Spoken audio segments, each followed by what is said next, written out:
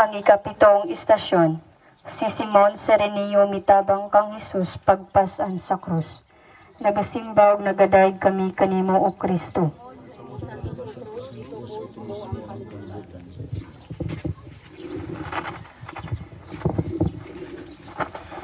Pagbasa gikan sa Ebanghelyo sumala ni San Mateo.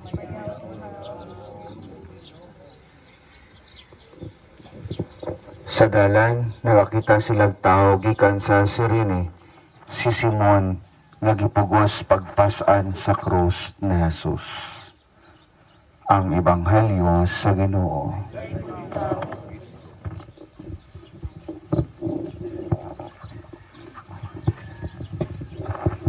Pamalandong.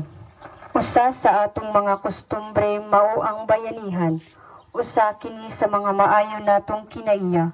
Dali ra kayo kitang makahatag sa atong maduyogong pagbati sa mga nagbangutan o kaluoy sa mga nanginahanglan.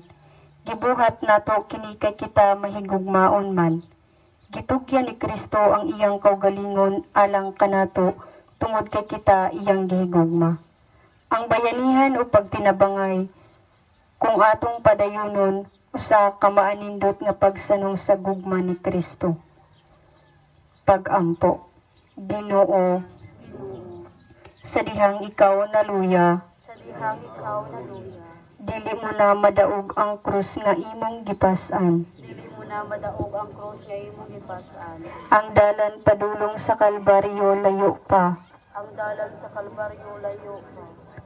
Ug kinahanglang makaabot ka didto. Gikahimutan mo ang gibuhat nga pagtabang ni Simon Serenio. Bisan kung wala siya mo voluntaryo niini. Unsa nakaha kun kinigihimo pa sa dakong kagawasan. Hinaot nga makatuna namo ang paghigugma kanimo diha sa pag-unong kanimo. Tabangi kaming magmaunungon sa mga higayon nga kinigi kinahanglan. Dili unta kami mahadlok mo tabang. O magpanuko sa pag-amuma sa uban. Tagai kami og kusog ug kaisog. Sa pagbuhat sa mga butang nga makapahimuot kanimo. Himaya samahan sa anak ug sa Espiritu Santo.